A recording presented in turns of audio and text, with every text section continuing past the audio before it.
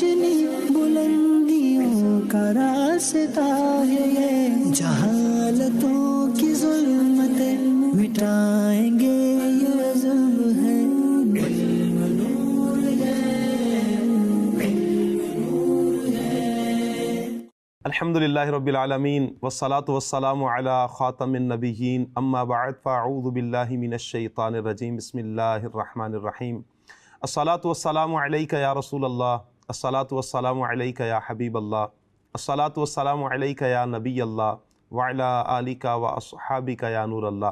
مدنی channel کے ناظرین، ماہ رمضان المبارک کی مبارک ساعتیں ہیں، اور ان مبارک ساعتوں میں آج ہم قرآن پاک کا موضوع لیے آپ کے ساتھ حاضر ہیں۔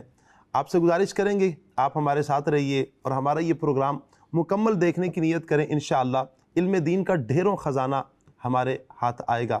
ان مبارک لمحات میں جس شخصیت کے ساتھ آج ہم پروگرام کرنے جا رہے ہیں، وہ ہستی کہ جو قرآن پاک کی عربی میں تفسیر لکھ رہے ہیں، قرآن پاک کی اردو میں بھی تفسیر لکھ رہے ہیں، تفسیرات احمدیہ پر آپ حاشیہ لکھ رہے ہیں، اور آیات احکام پر آپ تفسیر لکھ رہے ہیں۔ مدنی چینل کے کئی ایک پروگرامز میں آپ ان کی زیارت کرتے ہوں گے۔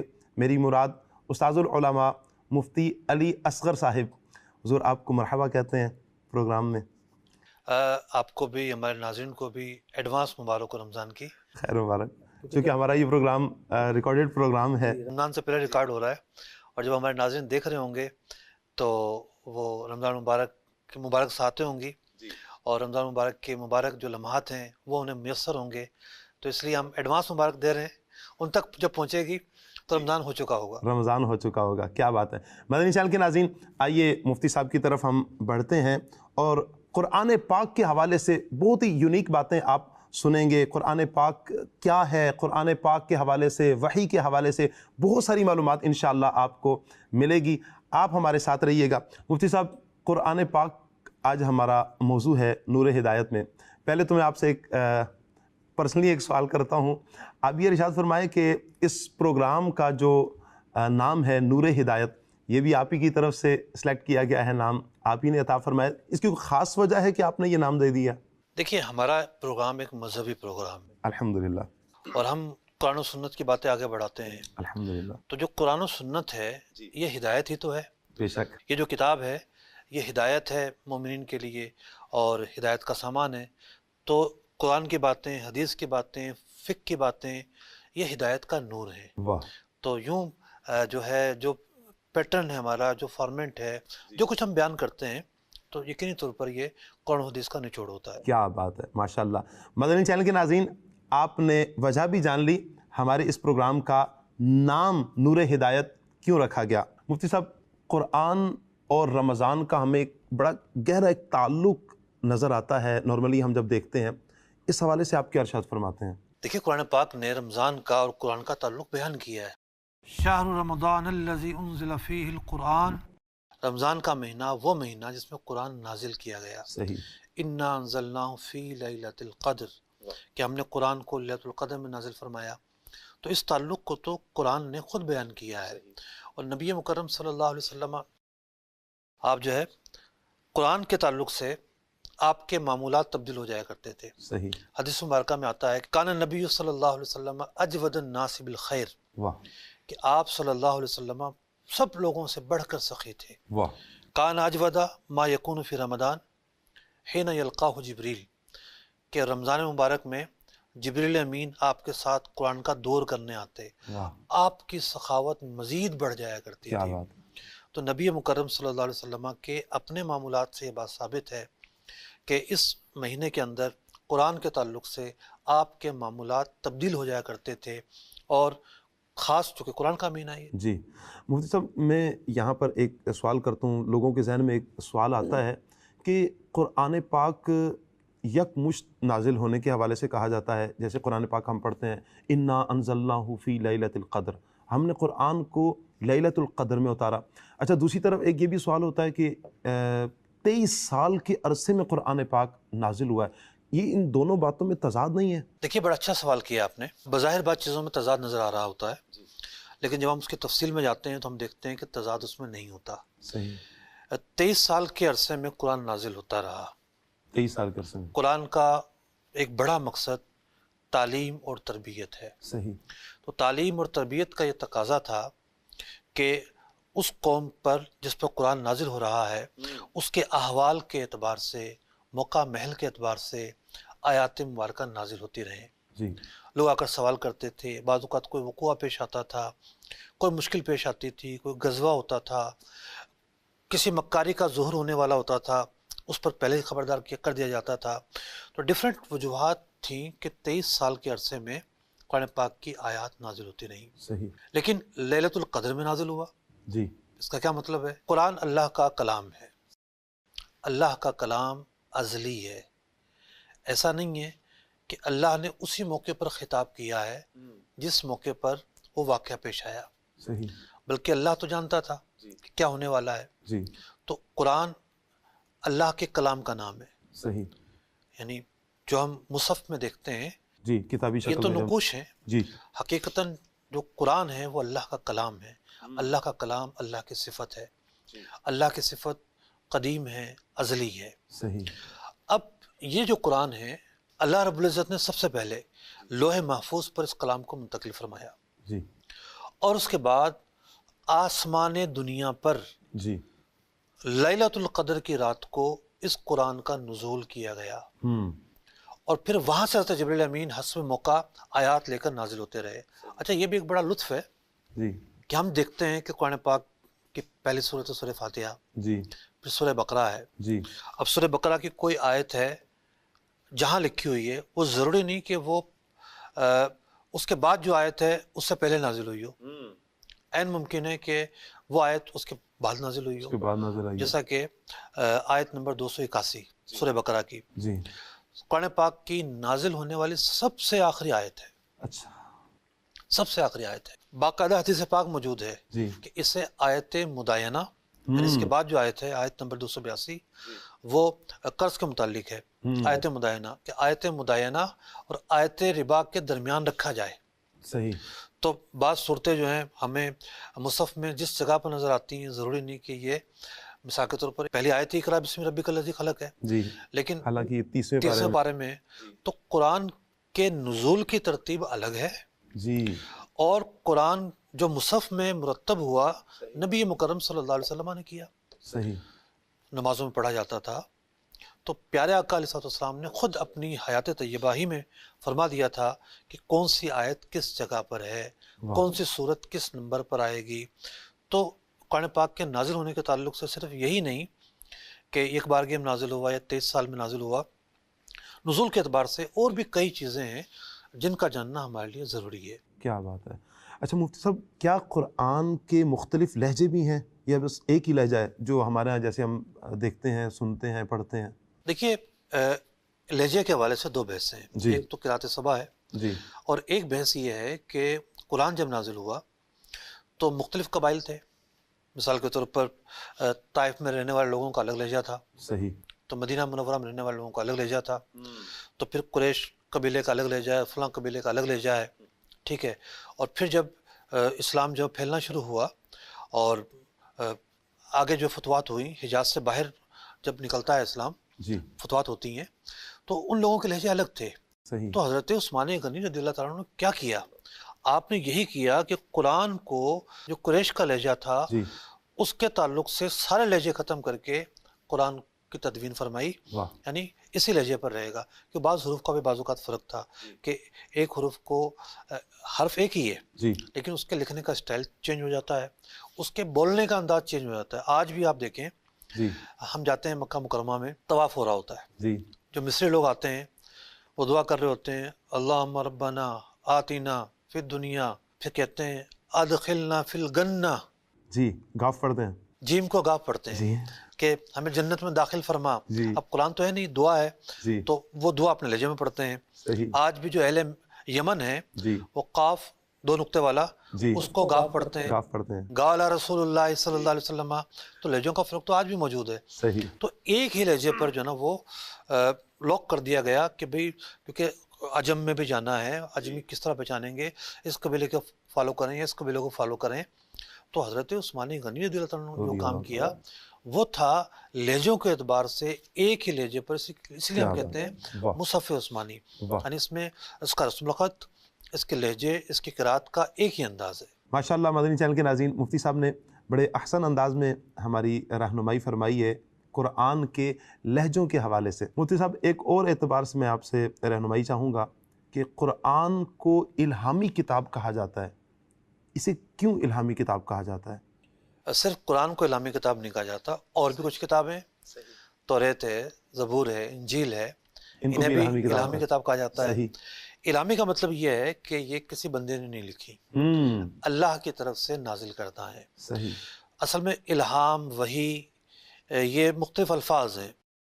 تو الہام کا جو لفظ ہے اس کا معروف معنی جب کتاب الہامی کہا جائے گا تو یہی معنی بنتا ہے کہ یہ منزل من اللہ ہے، اللہ کا کلام ہے، اللہ کی طرف سے نازل کردہ ہے، کسی بندے کا لکھا ہوا کلام نہیں ہے۔ نہیں ہے، کیا بات ہے۔ یہ الگ بات ہے کہ توریت میں تحریف ہو چکی، زبور میں تحریف ہو چکی، انجیل میں تحریف ہو چکی ہے، لیکن تبدیلی ہو چکی ہے، کچھ حصہ پھر بھی اس میں ایسا ہے جو تبدیل نہیں ہوا، اور ہم نہیں جانتے کون سا حصہ تبدیل ہوا، کون سا نہیں ہوا۔ اسی بنا پر ہمارے علماء لکھتے ہیں کہ ان کتابوں کو بھی بغیر وضو کے نہ چھوا جائے، یہ الہامی کتابیں ہیں، ان کا ادب ہے، باوضو ہونا ان کے لیے بھی ضروری ہے۔ ان کے احکامات پر عمل کرنے کے حوالے سے پھر ان کتابوں کے حوالے سے ہمارے لیے کیا شریعت مطہرہ حکم دیتی ہے؟ کوئی ایسی بات آتی ہے کہ جو بظاہر قرآن سے، حدیث سے متضاد ہوتی ہے، ٹکراری ہوتی ہے، تو ہم پر ایز اے مسلم کیا حکم لازم آتا ہے؟ جیسے بھی آپ نے ارشاد فرمایا کہ ہم ان کا ادب بھی کریں، ادب کا بھی ہمیں اسلامی درس دیتا ہے، لیکن کیا ان کی ان باتوں پر ہم عمل بھی کریں گے؟ دیکھیں، ہمیں تو ان کتابوں کے پڑھنے کی بھی اجازت نہیں ہے، پڑھنے کی بھی اجازت نہیں، پڑھنے کی بھی اجازت نہیں ہے، سوائے یہ کہ علماء جو رد لکھتے ہوں، ان کو کسی چیز کا جواب دینا ہو، وہ اس کو پڑھیں، ورنہ تو یہ ہے کہ اس میں کیا ٹھیک ہے کیا غلط ہے ہمیں تو نہیں پتا، ہمیں نہیں پتا، ٹھیک ہے۔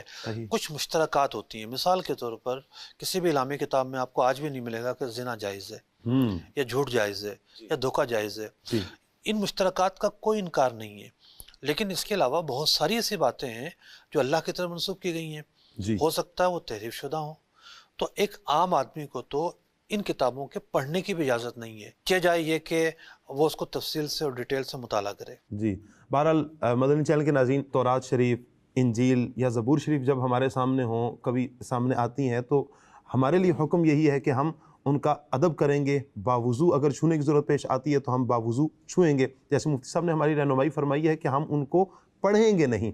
اچھا، اور ادب بھی اس تناظر میں ہے کہ اس میں بعض حصہ وہ ہو سکتا ہے جو منزل من اللہ ہو، کیونکہ ہم صرف جو ہے یہ ذہن بنا لیا جائے، ہم صرف جو ہے متن قرآن کا ادب نہیں کرتے بلکہ اس کے ترجمے کا بھی ادب کرتے ہیں، کیونکہ عام طور پر جو انجیل ملتی ہے جس کیفیت میں، جس زبان میں تھی، اس زبان میں تو آج نہیں ملتی، ٹھیک ہے، لیکن کم از کم ترجمہ تو ہے، اور اس ترجمے میں بعض وہ حصہ ہوگا جو اپنی حقیقت پر برقرار ہوگا، منزل من اللہ ہوگا، وہ ایک نقطہ ہو سکتا ہے، ایک جملہ ہو سکتا ہے، 2 جملے ہو سکتے ہیں، تو یوں ایک احتیاط کے پیش نظر ہم اس کا ادب کرتے ہیں۔ کیا بات ہے۔ اچھا مفتی صاحب، ماہ رمضان المبارک کی پیاری پیاری ساعتیں، ان میں اکثر کہا جاتا ہے کہ آپ تفسیر کے ساتھ قرآن پاک پڑھیں، آخر یہ تفسیر کیا ہے؟ تفسیر دیکھیں وضاحت کو کہتے ہیں، وضاحت کو، جی۔ مثال کے طور پر قرآن پاک کی آپ کوئی بھی آیت لے لیں، جی، ٹھیک ہے، سب سے پہلا مرحلہ ہوتا ہے اس آیت کا لفظی ترجمہ کیا ہے۔ لفظی ترجمہ۔ اب لفظی ترجمہ جو ہے، ایک لفظ کا ترجمہ کرنے کے لیے آپ کو لغت دیکھنی پڑتی ہے، جی، آپ کو یہ دیکھنا پڑتا ہے کہ یہ ایک لفظ قرآن نے کیا ایک ہی معنی میں استعمال کیا ہے۔ میں پچھلے دنوں پڑھ رہا تھا، امام ابن جوزی کی کتاب ہے وجوہ والنظائر، صحیح، تو حبل کے تعلق سے انہوں نے بحث کی کہ لفظ حبل قرآن میں 4 معنی میں آیا ہے، صحیح، ایک رسی کے معنی میں، ایک شیرک کے معنی میں، من حبل الورید، من حبل الورید، وہاں رسی کا معنی نہیں ہوگا، صحیح، ایک قرآن کے معنی میں، وَاعْتَصِمُوا بِحَبْلِ اللَّهِ جَمِيعًا، تو یہاں حبل سے مراد قرآن ہے، جی، یہاں رسی کا معنی نہیں ہے، صحیح، مراد قرآن ہی ہے، تو وہاں شیرک مراد ہے، ٹھیک ہے، کہیں جو ہے نا کوئی اور معنی مراد ہے، 4 معنی میں خود قرآن میں استعمال ہوا ہے۔ جی، لغت بھی ایک سمندر ہے، بعض لوگوں کی عادت پتہ کیا ہے، جی، میں نے ایک تفسیر پڑھی، جی، میں اس کا حوالہ یوں دے رہا ہوں کہ ایک کاؤنٹر کے لیے میں نے ایک تفسیر پڑھی، ٹھیک ہے، میں ایک بڑی تحقیقی کتاب لکھ رہا تھا سود کے اوپر، صحیح، اور اس کے اندر اس کا مقدمہ 200 صفحات کا ہے، ماشاء اللہ، اور اس میں ایک چیپٹر ہے آیات ربا کی تفسیر۔ صحیح، تو ایک صاحب نے آج جو حالات ہیں نا، آج جو حالات ہیں، جی، اس آیت کا پورا پس منظر آج کے حالات میں بیان کیا ہوا تھا، اور اس سے وہ دھوکہ کھا گئے، غلط مسئلہ لکھ گئے، او ہو، جو سود نہیں تھا اس کو سود ثابت کر دیا۔ او ہو، تو اس آیت کا معنی کیا ہے؟ جس دور میں قرآن نازل ہوا اس دور میں اس کا معنی کیا مراد لیا جاتا تھا؟ جی، ایسا نہیں ہے کہ لغتیں جو ہے وہ اس وقت موجود نہیں تھیں۔ آپ دیکھ لیں سوا معلقات ایک عرصہ دراز تک مدارس میں پڑھائی جاتی رہی ہے۔ بالکل، اس کا ایک مقصد کیا تھا؟ ایک مقصد یعنی 7 شعراء کی شاعری، جی، یعنی وہ شاعری جو اس وقت زمانہ جاہلیت میں وہ کعبے کی خانہ دیواروں کعبے کے کی ساتھ، دیواروں پر لٹکایا کرتے تھے۔ بالکل، لغت تو وہاں سے بھی آ رہی ہے، بالکل، لغت تو حدیث سے بھی آ رہی ہے۔ جی، حدیث کا کیا مطلب ہے؟ رسول اکرم علیہ السلام کا قول اگر وہ فعل ہے اور صحابہ بیان کر رہے ہیں تو وہ صحابہ کی زبان ہے، جی، پھر تابعین ہے، پھر جو بڑے بڑے ائمہ لغت ہیں جو قرون ثلاثہ سے جن کا تعلق ہے، صحیح، تابعی ہیں یا تبع تابعین ہیں، سب سے پہلے تو ہم ان کو دیکھتے ہیں کہ انہوں نے اس کا کیا معنی بیان کیا ہے۔ لغت سب سے پہلے ہے، پھر اس لغت کو بھی ہم دیکھیں گے کہ قرآن کی سب سے بہترین تفسیر وہ ہوتی ہے کہ جو قرآن ہی سے کی جائے۔ قرآن سے کی جائے، واہ، کثیر سے مقامات ہیں، صحیح، بے شمار مقامات ہیں جب قرآن خود دوسری جگہ پر اپنی بات کی وضاحت کر رہا ہوتا ہے۔ صحیح، دوسرا مرحلہ ہے کہ قرآن کی تفسیر احادیث سے کی جائے، جی، اقوال صحابہ سے کی جائے۔ صحیح، تیسرا مرحلہ ہے اقوال تابعین سے کی جائے، صحیح، یعنی تابعین نے امام ضحاک ہو گئے، امام مقاتل ہو گئے، جی، سعید بن جبیر ہو گئے، سعید بن مسیب ہو گئے، یہ تابعین ہیں۔ انہوں نے صحابہ کرام سے قرآن سیکھا ہے، ان سے سیکھ کر اس کی مراد کیا ہے وہ آگے منتقل کی ہے۔ تو تفسیر ایک وضاحت کا نام ہے، تو تفسیر رائے کا نام نہیں ہے کہ میں اپنی رائے کو اس آیت کے ضمن میں بیان کر دوں۔ تفسیر ایک منقول چیز کا نام ہے کہ اس کے بارے میں خود قرآن نے کیا کہا، خود حدیث نے کیا کہا، صحابہ نے کیا کہا، تابعین نے کیا کہا، نقل کیا ہوا ہے۔ جی، میں ایک بحث میں نے پڑھی سود کی کتاب لکھتے ہوئے، درجنوں کتابیں میں نے پڑھی، اس میں اردو کی بھی تھیں، عربی کی بھی تھیں، اور بہت سارے لوگوں نے یہ لکھا کہ جس سود کی جو حرمت ہے 4 مختلف مراحل میں نازل ہوئی ہے۔ جی، میں نے ایک تفسیر پڑھی، 2 پڑھی، 3 پڑھی، 4 پڑھی، 5، 6، 7، 8، 9، 10، 20، 30، شاید 40 تفسیریں پڑھی ہوں۔ زبردست، مجھے ایک تفسیر سے بھی اس بات کی تائید نہیں ہوئی اللہ اکبر، کہ سود سے متعلق جو 4 مختلف مقامات پر جو آیات ہیں، جی، یہ یوں اسٹیپ وائز ان کے اندر حرمت موجود ہے۔ ہوں، بعض معاصرین نے اس کو ایک نتیجہ اخذ کرتے ہوئے یہ بیان کیا ہے، بہت سارے عربی حضرات نے بیان کیا ہے اور اردو دانوں نے بھی بیان کیا ہے، لیکن اس کی تائید کہیں سے بھی نہیں ملتی۔ صحیح، تو پھر مجھے لگا کہ یہ تو چوک ہوئی ہے کسی سے۔ بعض اوقات ایسا ہوتا ہے ایک نتیجہ جو ہے وہ ایک نتیجہ فکر ایک شخص نے بیان کیا، وہ آگے چلتا رہا۔ میں نے اس کا رد تفصیل کے ساتھ لکھا کہ صحیح، 4 تقسیم بندی کرنے میں کیا خرابی لازم آتی ہے۔ ایک بڑی خرابی تو یہ لازم آتی ہے کہ سود جو ہے وہ غزوہ احد کے موقع پر حرام ہو چکا تھا۔ یہ تقسیم بندی کہتی ہے کہ نہیں، بعد میں حرام ہوا تھا۔ تو چونکہ مجھے منقول نہیں ملا، صحیح، میں منقول کا سب سے پہلے پابند ہوں، بالکل، میں رائے کا پابند نہیں ہوں، منقول کا، مجھے منقول نہیں ملا۔ جی، تو میں نے جب اس کی تحقیق کی، ریسرچ کی، اور پھر جو مجھے منقول ملا، جی، باقاعدہ حدیث پاک ملی کہ ایک شخص جو ہے وہ غزوہ احد کے لیے نکلتا ہے، مسلمان نہیں تھا، جی، پہنچا میدان جنگ کے اندر، تو پوچھا کسی نے کہ بھائی کیوں آئے ہو، تم مسلمان نہیں ہو، جی، کیا تمہیں اپنے قوم کی غیرت لے کر آئی ہے، کوئی اور سبب لے کر آیا؟ اس نے کہا کہ نہیں، میں اس لیے مسلمان نہیں ہو رہا تھا کہ مجھے بہت سارا سود جو ہے وہ وصول کرنا تھا۔ ٹھیک ہے، سود کی حرمت نازل ہو چکی تھی، جی، جبھی تو احکام آ چکے تھے، جی، کہا میں اس لیے مسلمان نہیں ہو رہا تھا، لیکن آج اللہ نے مجھے توفیق دی ہے، میں کلمہ پڑھ کے مسلمان ہوتا ہوں، غزوہ احد میں شریک ہوتے ہیں، جی، ایک نماز میں نہیں پڑھی، شہید ہو جاتے ہیں اور اپنی جان اللہ کی راہ میں قربان کر دیتے ہیں۔ تو امام ابن حجر لکھتے ہیں جی، کہ یہ حدیث بتا رہی ہے. فرمایا امام ابن حجر نے، میں بڑا حیران تھا جی کہ سورہ آل عمران میں جہاں غزوہ احد کا تذکرہ چل رہا ہے، وہ اچانک سے سود کی آیت کیوں آ گئی؟ کہاں میں متفکر تھا. جی امام ابن حجر محدث ہیں، بالکل بے شک. بڑی بڑی کتابیں لکھی ہیں، مطلب بخاری شریف کی شرح ان کی بڑی معروف ہے، پھر اسماء الرجال پہ جو ان کی کتابیں ہیں، جو ان کی خدمات ہیں، واہ. اور دیگر ان کی جو کتابیں قابل ہیں دید ہیں. قابل دید ہیں. اتنا بڑا محدث کہہ رہا ہے. میں پریشان تھا کہ یہ آیت غزوہ احد کے بیان میں اچانک سے یہ بات کیوں بیان ہو گئی؟ اے ایمان والو سود خوب نہ کھاؤ. جی کہا کہ اس حدیث سے میں سمجھا کہ اس موقع پر سود حرام ہو چکا تھا، جی اور دوسرا یہ زمانہ جاہلیت کے لوگوں کی عادت تھی جی کہ جنگ کی ڈٹ کے تیاری کرتے تھے، اپنے اسباب لے کر آتے تھے، بالکل. اور کچھ پلے نہ ہوتا تو سود پر قرضہ پکڑتے تھے، اس سے اسباب پورے کرتے تھے. تو چونکہ جنگ کا موقع تھا، جی عین ممکن تھا، مطلب دوسرا ہی مارکا تھا جی کہ مسلمان بھی یہ کام کرتے، تو انہیں کہہ دیا گیا خبردار جو سود کے قریب گئے ہو تو. اللہ اکبر. یہ ربط بھی بیان ہو گیا. کیا بات ہے. واہ. تو منقول حدیث پاک سے انہوں نے ربط قائم کیا نا. جی تو یہ پہلا مرحلہ ہوتا ہے تفسیر کا. تو آج بھی بہت سارے لوگ ایسے ہیں کہ جو آج ہو رہا ہے، جو آج کی لغت ہے، جی ٹھیک ہے، آج کی لغت کو دیکھ کے کہہ رہے ہوتے ہیں قرآن جب نازل ہوا تو اس کا یہی معنی تھا. لغتیں چینج ہوتی ہیں، جی لغتوں میں تغیر آتا ہے. جی خود اردو کو لے لیں، انگریزی کو لے لیں، ٹھیک ہے، تبدیلی آتی. ایک لفظ ہے، اس کا وہ جو اصل معنی تھا وہ معجور ہو جاتا ہے، جی استعمال ہی نہیں ہو رہا ہوتا. جی تو اسی طریقے سے عربی کا معاملہ ہے. جی تو ہمیں جب معنی لینا ہے تو قرون ثلاثہ کا معنی لینا ہے، قرون ثلاثہ. عہد رسالت کا معنی لینا ہے. سب سے پہلا مرحلہ تو یہ ہے. کم از کم قرون ثلاثہ کے جو ائمہ لغت ہیں، ائمہ مجتہدین ہیں، ہم کیوں ائمہ کی پیروی کرتے ہیں؟ کیونکہ وہ نبی اکرم علیہ السلام کے دور کے قریب ہیں، جی وہ لغت کو بہتر سمجھتے ہیں، بے شک. وہ روایات ان تک بہتر طریقے سے پہنچی ہوئی ہیں.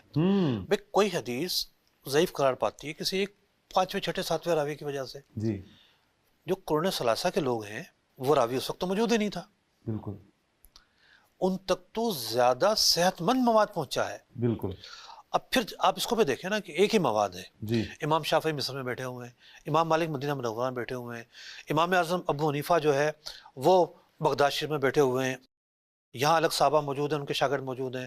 مصر میں جو ہیں الگ صحابہ کے شاگرد موجود ہیں، مدینہ منورہ میں الگ صحابہ کے شاگرد موجود ہیں. جی اگر یہ ایک ہی بات پر متفق اور مجتمع ہو رہے ہیں جی تو کوئی ڈاؤٹ تو تھا ہی نہیں ان کے اندر. بالکل.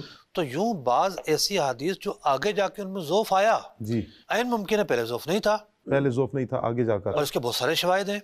اسی وجہ سے ہمارے علماء نے ایک قاعدہ بیان کیا کہ فقہا جس حدیث کو لے لیں اس کے ذوف نہ ہونے کی دلیل ہے، اسی وجہ سے بیان کیا. جی اچھا مفتی صاحب، ابھی جیسے آپ ماشاءاللہ تفسیر کے حوالے سے بتا رہے ہیں کہ ایک جن کی تفسیر آپ پڑھ رہے تھے اور وہ خطا کھا گئے، تو لوگ رائے کیوں قائم کرتے ہیں؟ اور پھر یہ قرآن کے اس اہم معاملے میں آ کر وہ لوگ اپنی رائے قائم کر رہے ہوتے ہیں. دیکھیں رائے قائم کرنے کی مختلف وجوہات ہوتی ہیں. جی ایک وجہ ہوتی ہے دانستہ اور ایک ہوتی ہے نادانستہ. جی ٹھیک ہے، اب جو نادانستہ ہے وہاں بھی ایک سوالیہ نشان ہے جی کہ آپ کی قلت علم کی وجہ سے ایسا ہوا ہے، جی آپ نے ٹائم نہیں دیا، وقت نہیں دیا، تقاضوں کو پورا نہیں کیا، آپ مفسر بن کے بیٹھ گئے. ٹھیک ہے، غلطی ضرور نادانستہ ہے، لیکن وہاں قلت علم ہے، قلت فہم ہے، قلت تدبر ہے، بہت سارے اسباب ہو سکتے ہیں. جی اور ایک ہے دانستہ، جی جان بوجھ کر. جان بوجھ کر. پوری امت کا اتفاق ہے کہ نبی مکرم صلی اللہ علیہ وسلم آپ نے جو سفر معراج فرمایا، جی اس کے 3 حصے ہیں. صحیح. ایک حصے پر کسی کا اختلاف نہیں ہے کسی کا نہیں. کہ حضور اکرم علیہ السلام جسمانی طور پر مسجد الحرام شریف سے یعنی مکہ مکرمہ سے بیت المقدس تک گئے، جی کسی کا اختلاف نہیں ہے. جی ایک فکر پیدا ہوئی آج سے کوئی 200-250 سال پہلے ہندوستان میں. جی اس فکر کی ایک بنیاد تھی، ایک تھیم تھا اور ایک نظریہ تھا. وہ نظریہ یہ تھا کہ قرآن سے ان کو قبول کر لو جو سائنس کے مطابق ہے، اور جو سائنسی حقائق سے مطابقت نہیں رکھتی باتیں پھر اس میں اپنی رائے زنی سے کام لو. فرشتے ہمیں کو نظر آتے ہیں، انکار کر دو. جنات ہمیں کو نظر آتے ہیں، انکار کر دو. جنت کس نے دیکھی ہے؟ انکار کر دو. انکار کر دو کہ بھئی جنت سے مراد تو کچھ اور ہے، فرشتے سے مراد تو کچھ اور ہے، فلاں سے مراد کچھ اور ہے. وہ 200-250 سال والا جو نظریہ ہے وہ آج بھی چل رہا ہے. اللہ اکبر. کمال کی بات یہ ہے جی کہ جہاں خود اپنی کمزوری ہوتی ہے ان چیزوں کو یہ صاحبان نظریہ کبھی بیان نہیں کرتے. پبلک ایشوز بیان کرتے ہیں ہمیشہ، پبلک کو رعایتیں دیتے ہیں، پبلک میں جو پاپولرزم جو ہے نا اس کو فالو کرتے ہیں. اب ایسے لوگوں کی ایک تفسیر میں نے پڑھی ایک مرتبہ، کہنے لگے کہ دیکھیں جو معراج خواب کی ہو نا وہ زیادہ طاقتور ہوگی، زیادہ عجائبات کی حامل ہوگی. خواب کی وجہ اس کے پیچھے تھیم کیا ہے جی کہ سائنس سے نہیں ٹکرائے گی. سائنس تک خواب میں آپ جو مرضی کر لیں. اگر ہم جسمانی مانیں تو بھی کیسے ہو سکتا ہے، کیسے ہو سکتا ہے جی. کہ ایک رات کے اندر اتنا سفر، ایک رات کے اندر وہاں جانا واپس آنا، وقت کا ٹھہر جانا، جی question mark question mark question mark. ارے جناب آخر معجزہ بھی تو کسی چیز کا نام ہے. جی آپ کو معجزات کا انکار کرنا ہے تو قرآن کو تو نہ بدلیں. جی اب ایک اور لطیفہ سناتا ہوں میں آپ کو. صحیح. سورہ فیل ہم سب جانتے ہیں اس کا کیا پس منظر ہے. پس منظر کیا ہے اس کا؟ ابرا آیا، ہاتھیوں کا لشکر لے کر آیا، اللہ تعالیٰ نے ابابیل بھیج کر اس کے پورے لشکر کو ہلاک کر دیا. صحیح. اور مینا اور مزدلفہ کے درمیان وہ جگہ ہے وادی محسب جہاں پر وہ عذاب نازل ہوا. صحیح. اب ابابیل سے پورا لشکر ہلاک ہو جانا، وہ بھی کنکریٹ سے ہاتھی مر جانا، سائنس کے تو خلاف ہے نا. ٹھیک ہے. خلاف تو ہے. اب انہوں نے سورہ فیل کا ترجمہ ہی بدل دیا، تفسیر ہی بدل دی.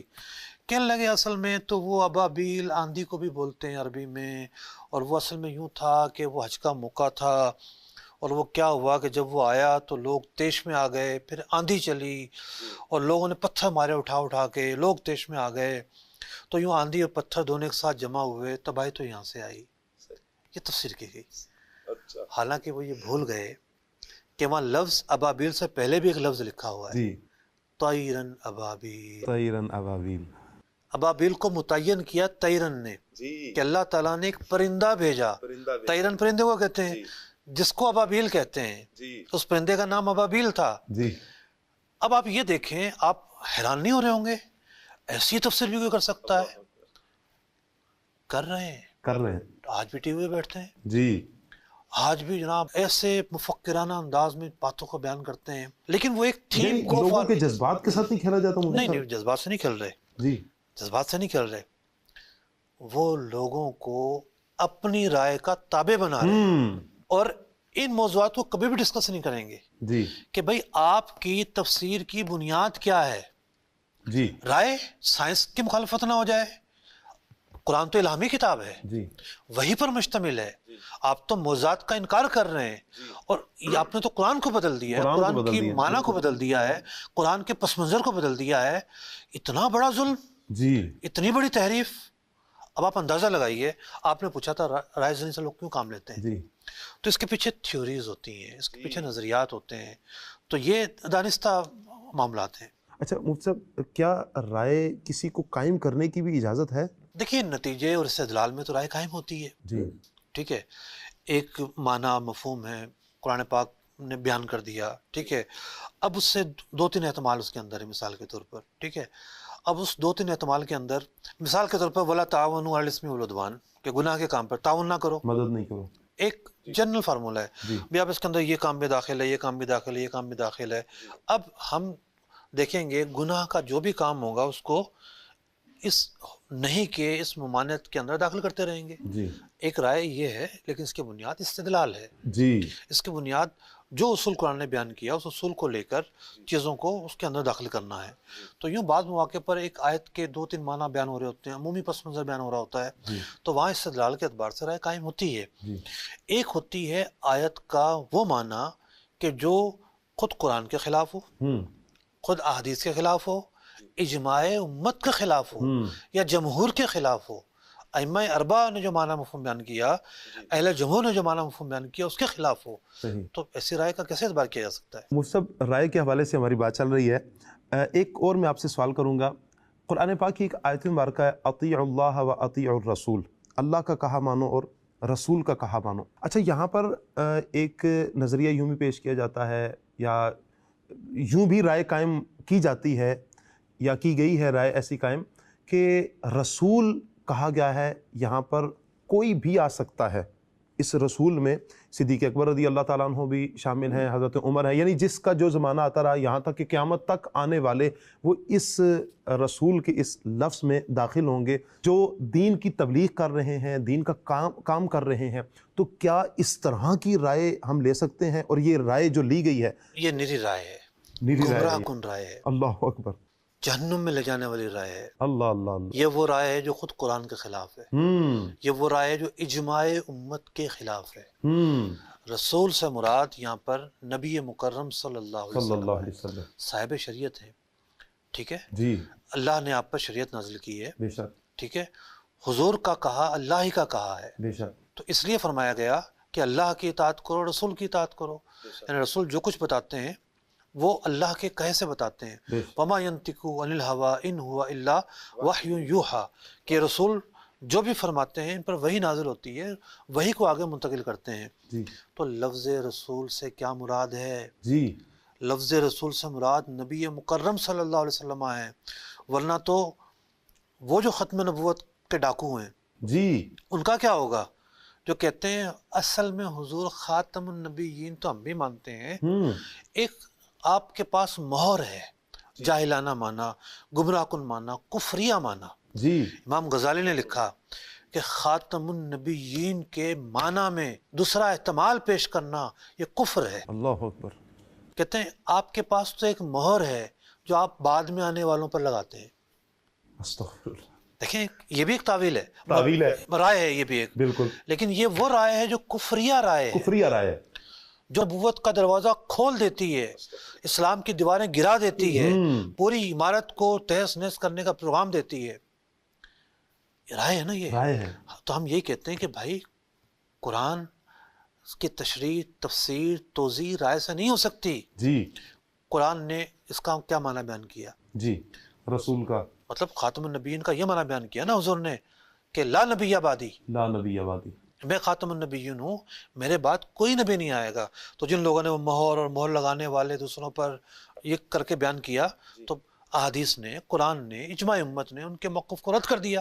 بے شک, ہمارے پارلیمنٹ نے اس کو رد کر دیا, ہمارے آئین نے اس کو رد کر دیا. بے شک. تو اب رسول کا معنی کچھ اور کر کے یا تو یہ نادانستہ غلطی ہو سکتی ہے, تو ایسے افراد کو سمجھانا ضروری ہے. بے شک, کیا بات ہے, ماشاءاللہ. مدنی چینل کے ناظرین بڑے احسن, لیکن غلطی ضرور ہے, اور بڑی ضرور ہے, بڑی غلطی ہے. بے شک. اس سے توبہ کرنا بھی ضروری ہے. اچھا مفتی صاحب, ہم نے بہت ساری خرابیوں کے حوالے سے سنا ہے, اب یہ ارشاد بھی فرما دیں, اس کا حل بھی آپ ہی ارشاد فرما دیں کہ ان خرابیوں سے ہم بچیں کیسے, اپنے آپ کو بچائیں کیسے ہم؟ بھائی نااہل جو لوگ ہیں, جی, جن کا تفسیر سے, قرآن سے, علم سے کوئی تعلق ہی نہیں ہے, تعلق ہی نہیں ہے, ان کو چھوڑیں. جی, مثال کے طور پر اعلیٰ حضرت امام اہل سنت امام احمد رضا خان علیہ رحمۃ اللہ علیہ رحمت, ترجمہ بہت سارے اکابرین نے کیا ہے. ہم یہ دیکھیں کہ کس ترجمہ کرنے والے کی بنیاد کیا ہے. آپ کنز الایمان کو لے لیں, جی, تفسیر جلالین کو کھول لیں. جی, تفسیر جلالین حقیقت میں عربی ٹو عربی ترجمہ ہے. واہ, ایک مختصر سا ترجمہ ہے, جی, تفسیر نہیں ہے یہ. جی, ملاتے چلے جائیں. آپ تفسیر نصفی کو اٹھا لیں, کنز الایمان کو کھول لیں. تفسیر خازن کو اٹھا لیں, کنز الایمان کو کھول لیں. جی, تفسیر بغوی کو اٹھا لیں, کنز الایمان کو کھول لیں. جی, تفسیر خازن کو اٹھا لیں, کنز الایمان کو کھول لیں. تو وہاں جو احادیث جو قرآن کی روشنی میں معنی بیان ہو رہے ہیں, جی, وہی آپ کو کنز الایمان میں ملیں گے. واہ, تو بات یہ ہے کہ آپ کس کو پڑھیں اور کس کو نہ پڑھیں, جی, یہ بڑی اہم چیز ہے. اہم بات ہے. مسکراتا چہرہ, بھولا بھالا چہرہ, یا کسی کی شعلہ بیانی, یا کسی کی بہت زیادہ کتابیں ہونا, جی, یا کسی کا لمبا چوڑا نام ہونا, جی, تو یہ کوئی ایسے فیکٹر نہیں ہے جی, کہ جن کی وجہ سے ہم قرآن پر سمجھوتا کر لیں. ایسا نہیں ہے. قرآن کو سیکھنا بنیاد ہے, کا مسئلہ نا. سیکھنا ہے, امانت داروں سے سیکھنا ہے. جی, مطلب جو لوگ امت سے ملے ہوئے ہیں, جی, جمہور سے ملے ہوئے ہیں, سینہ بسینہ اکابر سے ملے ہوئے ہیں, جی, ان سے ہم نے قرآن سیکھنا ہے. واہ, ان کا ہم نے ترجمہ پڑھنا ہے, ان کی ہم نے تفسیر پڑھنی ہے. کیا بات ہے. اچھا مفتی صاحب, ماشاءاللہ اس حوالے سے تو آپ نے کافی رہنمائی فرما دی, تفسیر کے حوالے سے بھی.